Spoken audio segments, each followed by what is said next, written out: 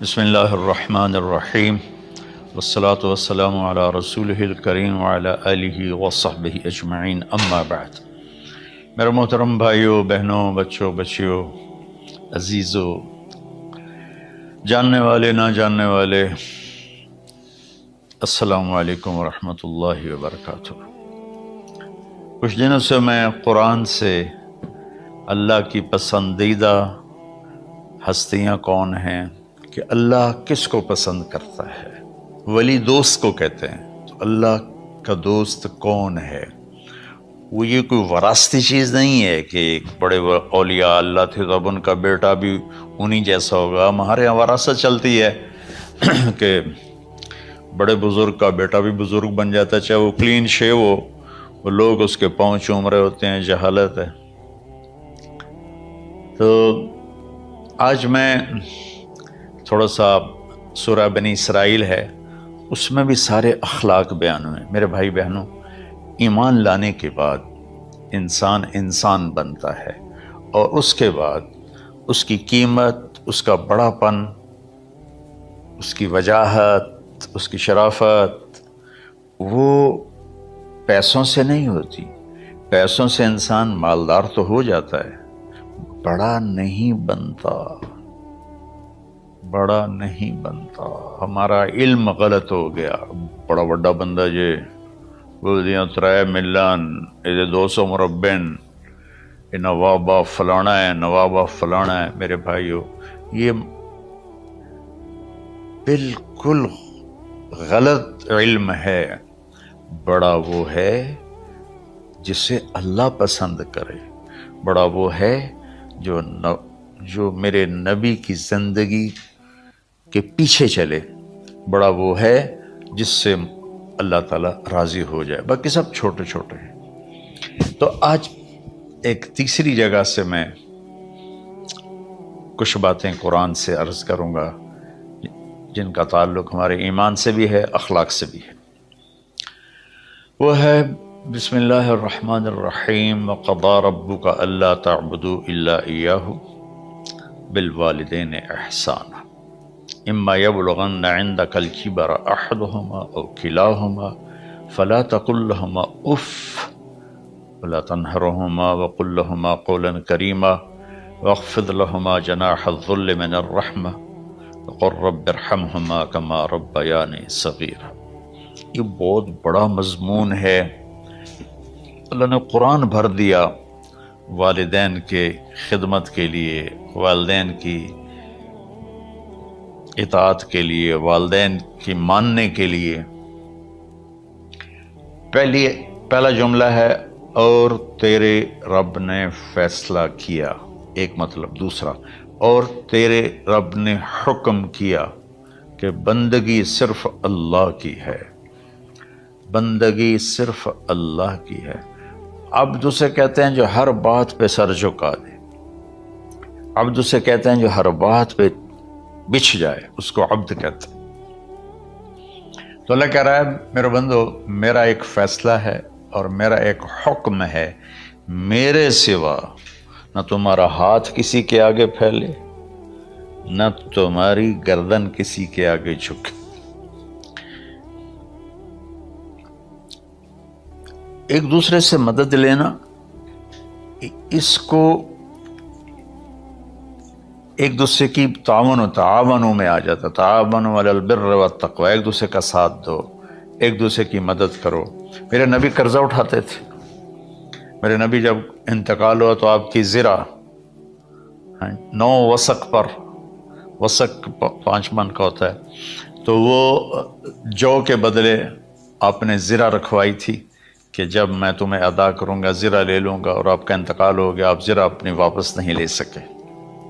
وہ چیزیں جن کا تعلق صرف اللہ کی ذات سے ہے اور کوئی نہیں کر سکتا، اس میں صرف اللہ کے آگے ہاتھ پھیلا، جیسے ہم کہتے ہیں مدد، نصرت۔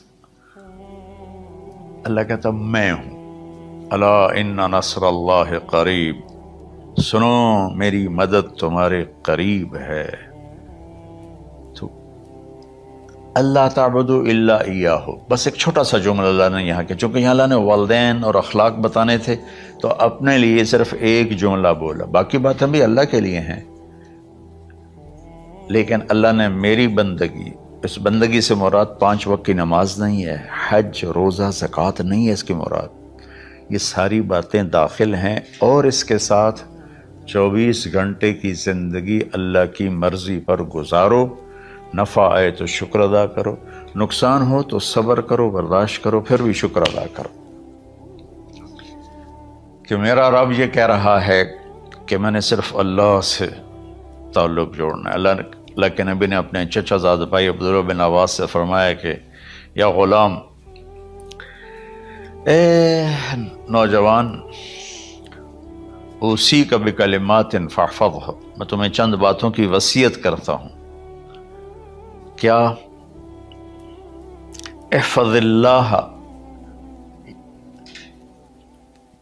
احفظ اللہ یحفظک اللہ، یحفظک اللہ، اللہ کے اوامر کی حفاظت کر، اللہ تیری حفاظت کرے گا۔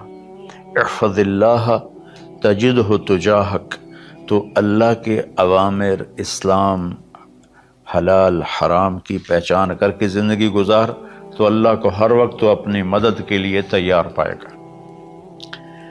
اور لمبی حدیث ہے، بنا عشاء کی نماز کا وقت ہو رہا ہے، اس میں وہ جملہ جو اس میرے مضمون سے متعلق ہے، وَإِذَا سَأَلْتَ فَاسْأَلِ اللَّهِ، جب بھی مانگو اللہ سے مانگو، جب بھی مانگو اللہ سے مانگو، اللہ کے سوا کوئی دینے والا نہیں ہے، صرف اللہ ہے دینے کے لیے۔ وَإِذَا اسْتَعَنْتَ فَاسْتَعِنْ بِاللَّهِ، اور جب مدد کے لیے ہاتھ اٹھاؤ تو صرف اللہ کو پکارو، جب ضرورت حاجت کے لیے، مدد کے لیے ہاتھ اٹھاؤ تو اپنے اللہ کو پکارو۔ تو یہ حدیث کی بات بھی ہے اور یہ قرآن کی بات بھی ہے۔ اس کے بعد آگے اللہ کہتا ہے وَبِالْوَالِدَيْنِ إِحْسَانًا، اور اپنے والدین کے ساتھ احسان کرو۔ احسان کا کیا مطلب ہے؟ اللہ آگے اسی کی تشریح کر رہا ہے۔ ویسے احسان کا مطلب عربی میں ہوتا ہے، یہ جو ہمارا اردو کا احسان ہے، میں تیرے تو احسان کیتا ہے تو ہوں نالے کی کر رہے ہیں، یہ بھی مطلب ہے، لیکن احسان کا اصل مطلب ہوتا ہے، احسان حسن سے ہے، حسن، حسن سے الف، 2 الف ملے اور احسان بن گیا۔ احسان کا مطلب ہوتا ہے کسی بھی کام کو جو دنیا کا ہے، دین کا ہے، اسے انتہائی خوبصورت طریقے سے کرنا۔ جیسے کسی دلہن کا میک اپ ہوتا ہے نا، تو 5-6 گھنٹے 4 گھنٹے کے بعد وہ کہتی ہے، جو ہوتی ہے اس کا میک اپ کرنے والی، کہ جی بس یہ مکمل ہو گیا ہے اور اب اس سے آگے نہیں ہے۔ تو آخری اچھائی کی آخری انتہا پر پہنچ کے کام کرنے کو احسان کہتے ہیں۔ تو میرا اللہ کہہ رہا ہے، میرے بندو، اپنے والدین کے ساتھ وہ کرو کہ جو بھلائی کی، خدمت کی، ماننے کی آخری حد ہے۔ سبحان اللہ۔ وبالوالدین احسان، بالوالدین پہلے ہے، احسان بعد میں ہے۔ اللہ تعالیٰ نے باقی سب کو پیچھے کر کے فرمایا کہ دیکھو، خاص طور پہ ماں باپ کے ساتھ وہ رویہ کرو کہ ان کے دل سے دعائیں نکلیں۔ چند دن پہلے ایک والد یوں ہاتھ اٹھا کے کہہ رہا تھا اپنے بیٹے، اکلوتا بیٹا، میں منگنا اللہ کھولو، اللہ تینوں چاہ لگے۔ باپ بیٹے کے لیے یہ دعا مانگ رہا تھا اور بیٹا اکیلا ہے، یہ بد دعا باپ کر رہا تھا۔ تو بھائیو، ایسی اولاد نہ بنو جس ماں نے پیٹ میں 9 مہینے اٹھایا، پھر جننے کی تکلیف برداشت کی۔ ایک شخص آیا حضرت عبید بن عمیر کے پاس کہ حضرت، میں نے ماں کو اپنے کندھے پہ بٹھا کے پیدل حج کرایا ہے، مینا لے گیا، عرفات لے گیا، مزدلفہ، پھر مینا، پھر مکہ، تو کیا میں نے ماں کا حق ادا کر دیا؟ میں نے فرمایا ولا تلقۃ واحدہ، بیٹا ابھی ایک تلقہ کا حق بھی ادا نہیں ہو۔ تلقہ کسے کہتے ہیں؟ جب بچہ پیدا ہونے کا وقت آتا ہے تو ماں کو دردوں کی لہریں اٹھتی ہیں، وہ اتنی خوفناک ہوتی ہیں کہ ماں چیخ چیخ کے رہ جاتی ہے، اور بعض اوقات ڈیلیوری لیٹ ہو جاتی ہے تو وہ تڑپتی ہے، روتی ہے۔ وہ جو لہریں ہیں نا پیٹ میں آتی ہیں جاتی ہیں، آتی ہیں جاتی ہیں، ایک لہر جو درد کی اٹھتی ہے اس کو کہتے ہیں طلقہ۔ میں قربان جاؤں، انہوں نے فرمایا بیٹا ابھی تیری ماں نے جو تجھے جنا تھا اس وقت جو تجھے درد، وہ تیری ماں نے درد کی لہریں برداشت کی تھی، اس میں سے ایک لہر کا بھی حق ادا نہیں ہوا، یعنی کہ حق ادا ہو ہی نہیں سکتا۔ یہ مطلب کہ حق ادا ہو ہی نہیں سکتا، کہ بیٹا ابھی ایک کا بھی نہیں۔ پھر حضرت عبداللہ بن عمر سے ایک شخص نے پوچھا کہ اچھا یہ جو آدمی تھا یہ خراسان، یہ ایران میں ہے اور افغانستان میں، یہاں سے ماں کو پیدل کندھے پہ بٹھا کے مکے پہنچا تھا، اندازہ لگا اس نے کتنی مشقت اٹھائی۔ اور عبید اللہ بن عمیر کہتے ہیں بیٹا ابھی ایک لہر کا حق ادا نہیں ہوا۔ یہی سوال حضرت عبداللہ بن عمر سے کیا ایک شخص نے کہ حضرت میں نے اپنی ماں کو حج کرایا ہے، سارا میں نے پیدل کرایا ہے اور کندھے پہ اٹھا کے کرایا ہے، تو کیا میں نے ماں کا حق ادا کر دیا؟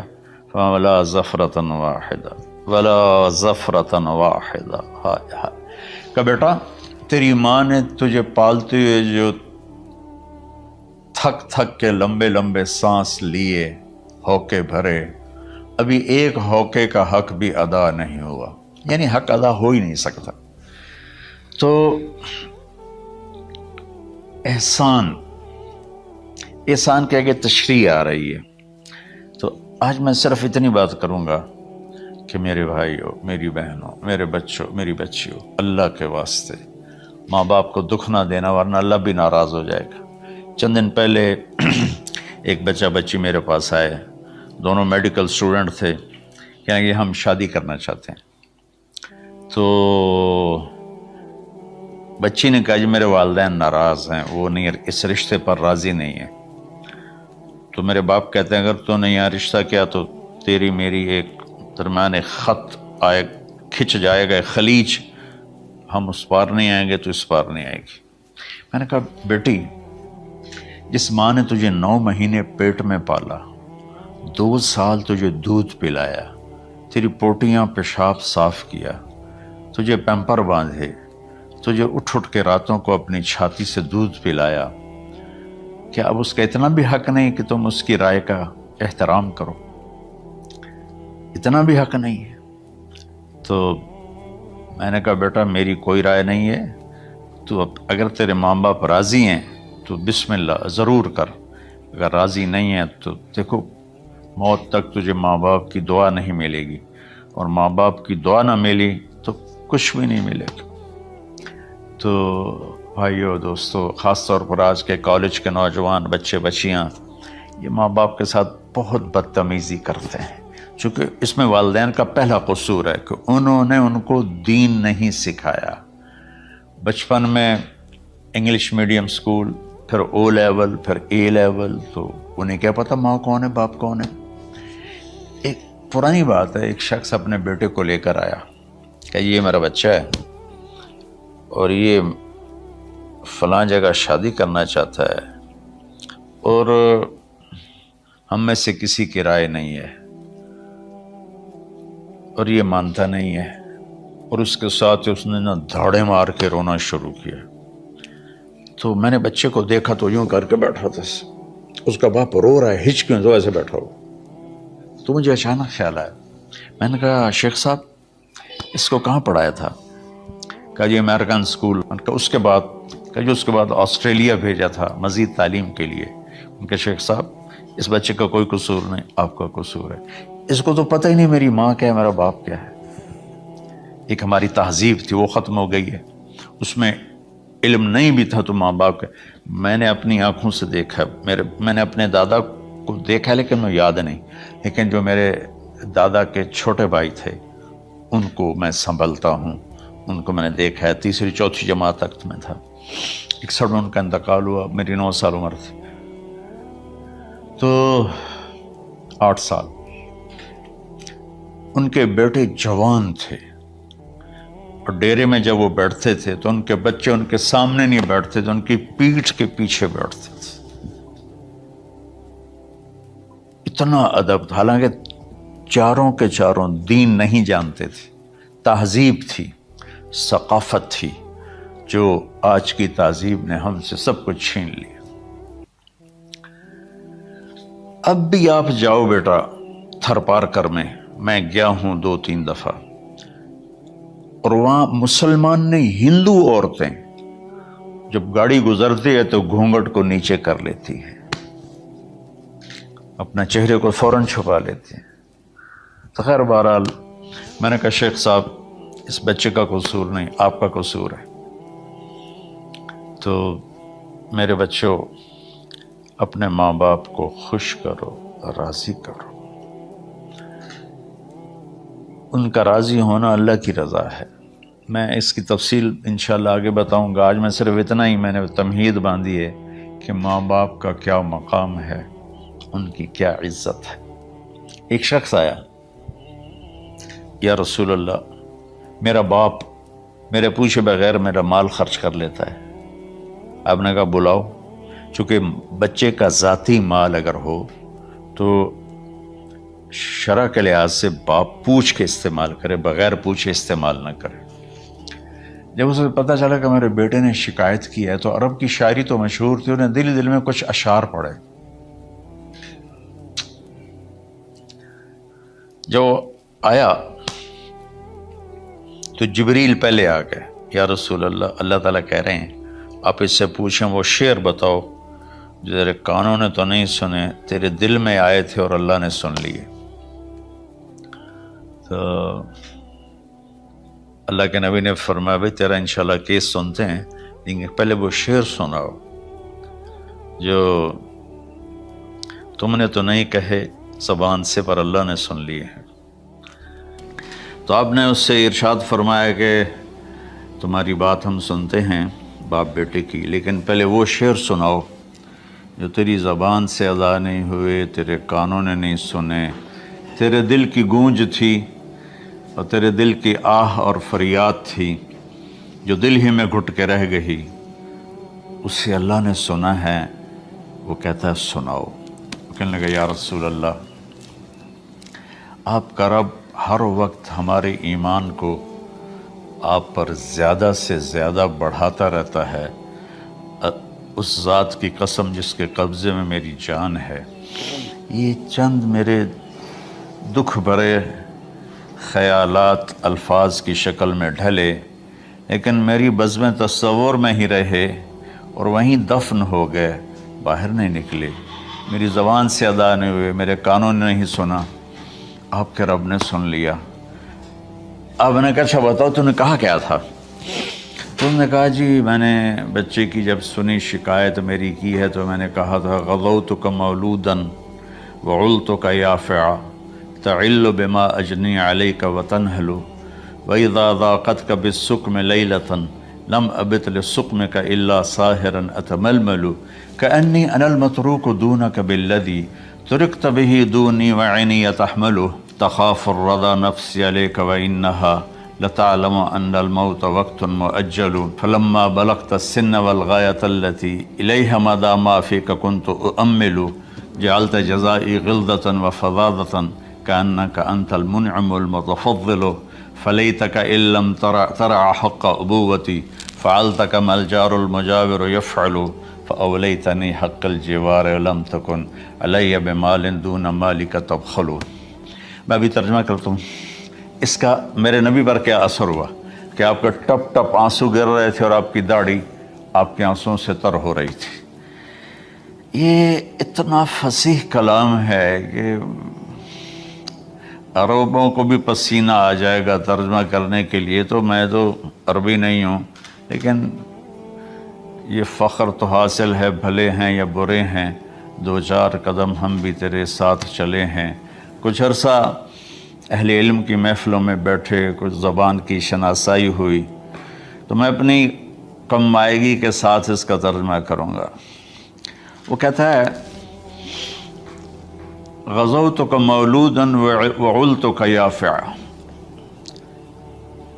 تعل بما اجنی علیک و تنحل، میرے بیٹے جس دن تو پیدا ہوا ہم نے اپنے لیے جینا چھوڑ دیا، اوئے ہوئے ہوئے ہوئے، ہم تیرے لیے جیے۔ تیری ماں تجھے دودھ پلاتی تھی، میں تیرے لیے روٹی کے نوالے لاتا تھا، میری ساری کمائی پہلی اور آخری سب تیرے اوپر لگتی تھی، تجھے خوش دیکھتے تھے تو خوش ہوتے تھے، تجھے روتا دیکھتے تھے تو ہم روتے تھے۔ وَإِذَا ذَاقَتْكَ بِالسُّقْمِ لَيْلَةً لَمْ أَدْلِ سُقْمَكَ إِلَّا سَاهِرًا أَتَمَلْمَلُ، جب تو کبھی بیمار ہو جاتا تھا تو تیرے سرانے بیٹھ کر ہم ساری رات روتے تھے اور دعائیں کرتے تھے، یا اللہ ہمارے بچے کو بچا لے، ہمارے بچے کو صحت دے دے۔ اس تڑپ میں ساری ساری رات میں جاگتا تھا، تیرے لیے میں نے اپنا سب کچھ لگا دیا، اپنے لیے جینا چھوڑ دیا، اپنی خواہشات کو دبایا، تیری ہر خواہش کو پورا کیا، تجھے مسکرانے کے لیے، تجھے ہنسانے کے لیے میں دھکے دھوڑے کھاتا رہا، کبھی گرمی لو کی جھلسا دینے والی ریت اور کبھی سردی کے سرد ہوا کے تھپیڑے، لیکن میں ان دونوں سے گزرتا ہوا تجھے پالنے کی خاطر اپنے آپ کو کھپاتا رہا۔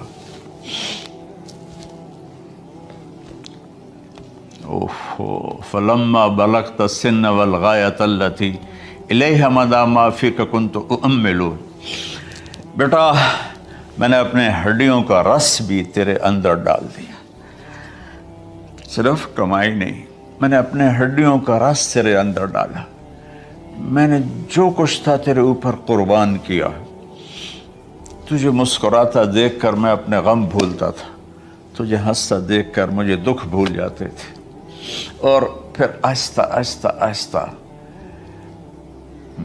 میری ہڈیوں کا گودا، میری کمائی تیرے اندر گئی اور تو ایک خوبصورت درخت کی طرح بڑھتا چلا گیا، بڑھتا چلا گیا، بڑھتا چلا گیا، بڑھتا چلا گیا، اور میری بڑھاپے نے کمر جھکا دی اور میں جھکتا چلا گیا، جھکتا چلا گیا۔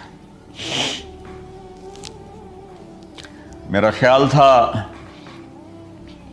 کہ جیسے میں اس کی انگلی پکڑ کے چلتا تھا، اب میری باری ہے، یہ میری انگلی پکڑ کے چلے گا، جیسے میں اسے سینے سے لگاتا تھا، پیار کرتا تھا، جھولے جھلاتا تھا، باغ میں لے جاتا تھا، یہ ساری اس کی تعبیرات کے اندر داخل ہیں، الفاظ میں نہیں ہیں۔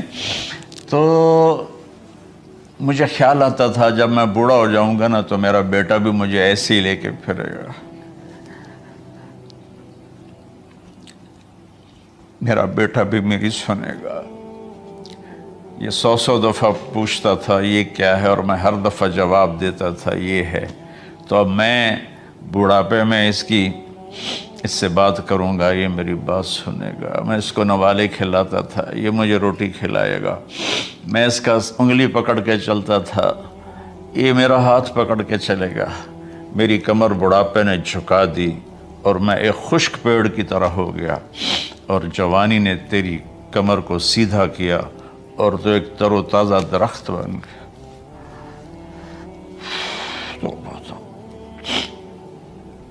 تو مجھے خیال آیا کہ میں نے 20 سال اس بچے کو پالا ہے، ابھی اپنی ماں اور باپ کو دیکھے گا، لیکن ایک دم اچانک کیا ہوا؟ فلما بلغت السن والغایۃ التی الیہا مدی ما فیک کنت اؤمل، جب تو اس عمر کو پہنچا جس میں ہماری امیدیں تیرے ساتھ لگ گئیں، ہمیں بڑھاپے نے بے آسرا کر دیا اور تیری جوانی نے تجھے ہمت دے دی، تب ہمارا خیال آیا کہ اب یہ ہمارے ساتھ وہی کرے گا جو ہم نے اس کے ساتھ کیا۔ لیکن کیا ہوا؟ جعلت جزائی غلظۃ وفظاظۃ کأنک انت المنعم المتفضل، تو اتنا بدتمیز ہوا، تیری زبان چھری بن گئی، تیرا رویہ زہر بن گیا، اور میری ساری زندگی کی محنت کا بدلہ تو نے مجھے نافرمانی سے دیا، بد اخلاقی سے دیا، بدتمیزی سے دیا۔ میں حیرت بھری نظروں سے تجھے دیکھتا رہا اور میں اپنی پچھلی 20 سالہ زندگی کو جھٹلاتا رہا کہ میرے خیال میں اس کا نوکر ہوں اور یہ میرا مالک، میں اس کا باپ نہیں، میں اس کا نوکر ہوں۔ کیونکہ ماں باپ کے ساتھ ایسا کوئی نہیں کرتا ہے، یہ میرا مالک ہے اور میں اس کا نوکر ہوں، اس لیے مجھے ڈانٹ رہا ہے۔ کتنے بچوں کو میں نے یہ کہتے سنا اپنے باپ کو، تو میرے واسطے آج تک کیتا کی، تو میرے واسطے آج تک بنایا کی۔ اور جو باپ بے بسی کی تصویر بنا ہوتا تھا وہ شکلیں بھی میرے سامنے ہیں۔ ہمارا دیہاتی ماحول ذمہ دارہ ماحول ہے، لیکن اب تو شہروں میں بھی یہی حال ہے۔ جس نے وہ لیول اے لیول کیا اسے کیا پتا ماں کسے کہتے ہیں، باپ کسے کہتے ہیں۔ تو میں نے اپنی آنکھوں سے باپ کی بے بسی اور بیٹے کا غرانہ ایک دفعہ نہیں کتنی دفعہ دیکھا۔ تو میرے واسطے آج تک ہی کیتا ہے، تو میرے واسطے آج تک ہی بنایا ہے۔ وہ کہتا ہے اچھا میرا بچہ جداں جوان ہو سو آپ پہ سمجھ جسو۔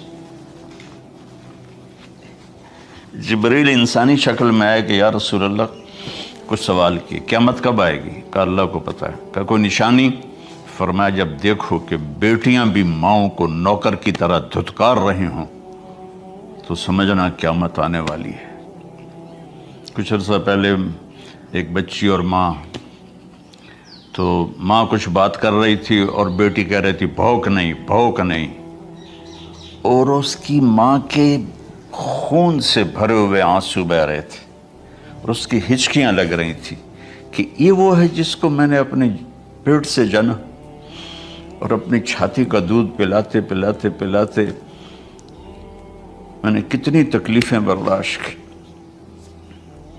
اور آج کر یہ بھوک نہیں۔ تو کمال کے اشعار میں سوچ رہا ہوں، جو میرا یہ حال ہے 1400 سال بعد کہ میرے آنسو نہیں رک رہے، تو اللہ کے نبی تو زارو قطار روئے تھے، داڑھی آنسوں سے تر ہو گئی تھی۔ کہا بیٹا جب تو نے میری ساری زندگی کی محنتوں کا بدلہ بدتمیزی سے دیا، گالی گلوچ سے دیا، دھکے دے کر باپ کو گھر سے نکال دیتے ہیں، تو بیٹا میں یہ سمجھا کہ تو نے ایک خواب دیکھا تھا، تو نے ایک خواب دیکھا تھا کہ تو باپ ہے اور یہ بیٹا ہے۔ اصل حقیقت یہ ہے کہ یہ مالک ہے اور میں نوکر ہوں۔ پھر آگے کہتا فَلَيْتَكَ إِن لَمْ تَرَ حَقَّ أُبُوَّتِي فَعَلْتَ كَمَا الْجَارُ الْمُجَاوِرُ يُفْعَلُ۔ اچھا چلو بیٹا تو نے مجھے باپ تو نہ سمجھا، چلو ایک پڑوسی سمجھ لو۔ عرب میں پڑوسی کا بہت خیال کیا جاتا تھا، اور یہ عرب کی شان تھی کہ اپنے پڑوسی کو وہ عزت دیتے تھے جو اپنے گھر میں ایک دوسرے کو عزت دیتے تھے۔ تو اس نے پھر اس کی طرف اشارہ کیا کہ اگر میں تیرا باپ نہیں ہوں، تیرے رویوں کو دیکھ کر تو یہی لگتا ہے کہ میں تیرا نوکر ہوں، تو میرا مالک ہے، تو چلو اتنا تو کر دے جتنا ایک پڑوسی کے ساتھ کرتا ہے۔ فَأَوْلَيْتَنِي حَقَّ الْجِوَارِ وَلَمْ تَكُنْ عَلَيَّ مِنْ دُونَ مَالِكَ تَبْخَلُ۔ تو پڑوسی پر تو عرب خرچ کرتے ہیں، تو بھی تھوڑا سا میرے اوپر خرچ کر دیتا اور تو بخیل نہ بنتا، اور میرے خوابوں کو چکنا چور کر دیا، میری امیدوں پر پانی پھیر دیا، میرے بڑھاپے کو ذلت اور رسوائی میں بدل دیا۔ اچھا میرا پتر جا خوش رہو۔ ماں باپ کہاں بد دعائیں کرتے ہیں۔ تو میرے نبی کی آنکھوں سے آنسو، یہ ساری داڑھی تر ہو گئی، تو آپ نے اس کے بچے کو گریبان سے پکڑا اور جھٹکا دے کر دھکا دے کر دفع ہو جا، انت و مالک لابیک، تو اور تیرا سب کچھ تیرے باپ کا ہے۔ حضرت علی رضی اللہ تعالیٰ عنہ سے کسی نے پوچھا کہ آپ کے بیٹے حسن کیسے بیٹے ہیں؟ کہا حسن میرا وہ بیٹا ہے کہ جب میں چلتا ہوں تو میرے آگے نہیں چلتا، میرے پیچھے چلتا ہے۔ جب کہیں بیٹھنے کا موقع آتا ہے تو یہ پہلے نہیں بیٹھتا، پہلے مجھے بٹھاتا ہے پھر خود بیٹھتا ہے۔ جب کھانے پر بیٹھتے ہیں تو یہ روٹی کی طرف ہاتھ نہیں بڑھاتا جب تک میں نہ بڑھاؤں، یہ سالن کی طرف ہاتھ نہیں بڑھاتا جب تک میں نہ بڑھاؤں۔ میں کمرے میں ہوں تو یہ چھت پہ نہیں چڑھتا کہ میرے باپ کی بے ادبی ہو جائے گی۔ میں حالانکہ چھت پہ چڑھنا ضرورت کے لیے ہوتا ہے، لیکن قربان جائیں اہل بیت کے ایسے ہی اخلاق ہوتے ہیں، آل رسول ایسے ہی ہوتے ہیں۔ میرے عزیزوں، نوجوانوں سے کہہ رہا ہوں جن کے والدین زندہ ہیں، ہم تو محروم ہو گئے، وہ قبروں میں چلے گئے، لیکن میں اتنا مصروف رہتا ہوں۔ اب یہ کرونا کی وجہ سے گھر میں بیٹھے ہوئے ہیں، یعنی میری زندگی ایسے پہیے کی طرح گھومی ہے، اور پھر دل کی تکلیف، پھر اس کے ساتھ سر کا درد شدید۔